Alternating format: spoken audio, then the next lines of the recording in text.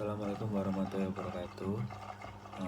Nama saya Ilham Nurfadianto, NPM 11700100128. Kali ini saya akan menjelaskan tentang dasar anamnesis dan dasar pemeriksaan fisik sistem motorik. Untuk yang pertama yaitu sindrom upper motor neuron.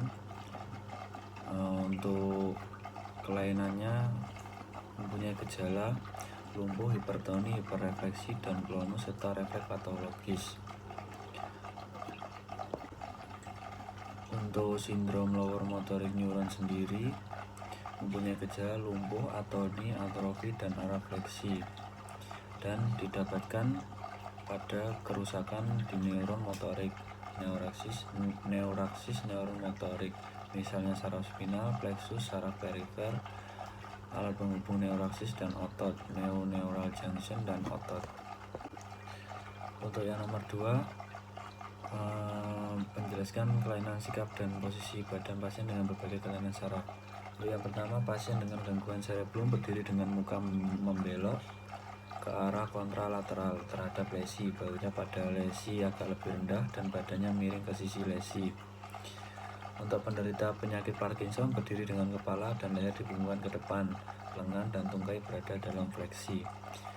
Bila ia jalan tampak seolah hendak jatuh ke depan, gerakan asosiatifnya terganggu, lengan kurang dilenggangkan dan terlihat tremor kasar terutama di tangan.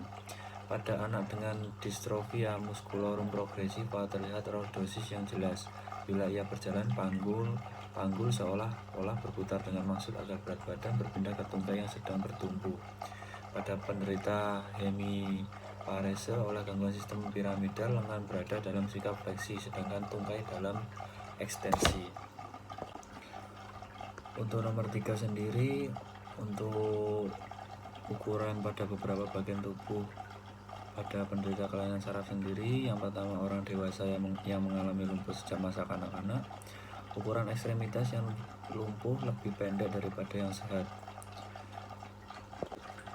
Untuk nomor 4 sendiri, gerakan abnormal ini dapat mengenai tiap bagian tubuh dan timbul karena terlibatnya berbagai bagian sistem motorik, misalnya korteks, rambut yang turun dari korteks, ganglia basal, batang otak dan pusat-pusatnya, cerebrum dan hubung-hubungannya, medula spinalis, rambut saraf perifer atau ototnya sendiri. Sifat gerakan dipengaruhi oleh letak lesi dan kelainan patologiknya. Lesi pada tempatnya berlainan kadang dapat menyebabkan gerakan yang identik, dan proses patologi yang berlainan pada tempat yang sama kadang dapat mengakibatkan bermacam bentuk gerakan abnormal. Untuk yang pertama yaitu tremor, yaitu serentatan gerakan involunter agak ritmis merupakan getaran yang timbul karena berkontraksi otot-otot yang berlawanan secara bergantian. Yang kedua, pada Korea gerak otot berlangsung cepat, aritmik dan kasar yang dapat melibatkan satu ekstremitas, separuh badan atau seluruh badan. Hal ini dengan khas terlihat pada anggota gerak atas, terutama bagian lengan dan tangan, terutama bagian distal. Pada gerakan ini tidak didapatkan gerakan yang harmonis antara otot-otot penggerak, baik antar otot sinergis maupun antagonis. Untuk selanjutnya, atetose, gerakan pronasi dan supinasi saling bergantian, gerakan lambat seperti gerak ular dan melibatkan otot bagian distal. Namun demikian, hal ini cenderung menyebar juga ke proksimal. Banyak dijumpai pula pada penyakit yang melibatkan ganglia basal.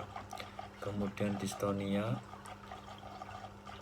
didapatkan kerusakan besar pada susunan ekstrapiramidal yang melibatkan beberapa komponen basal ganglia, didapatkan gejala yang kompleks. Kemudian balismus, gerakan otot yang datang, kasar dan cepat, dan terutama mengenai otot-otot skeletal yang letaknya proksimal.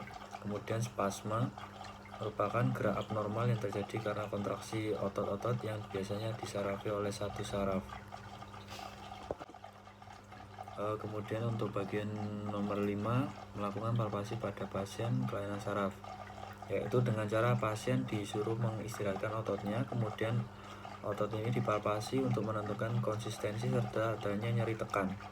Dengan palpasi ini kita dapat menilai tonus otot, terutama apabila ada hipotomi. Penentuan tonus dilakukan pada berbagai posisi anggota gerak dan bagian badan. Untuk yang keenam, melakukan pemeriksaan gerakan pasif, yaitu dengan cara penderita disuruh mengistirahatkan ekstremitasnya.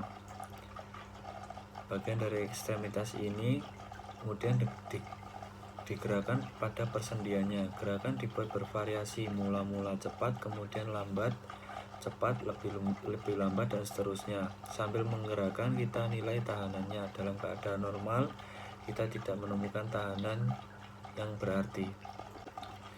Untuk yang ketujuh, pemeriksaan gerakan aktif. Pada pemeriksaan ini biasanya dinilai kekuatan atau kontraksi otot. Untuk scoringnya biasanya dipakai ada 6 scoring atau gradasi, yaitu 0 sama dengan tidak terlihat kontraksi, 1 terlihat kontraksi tetapi tidak ada gerakan pada sendi.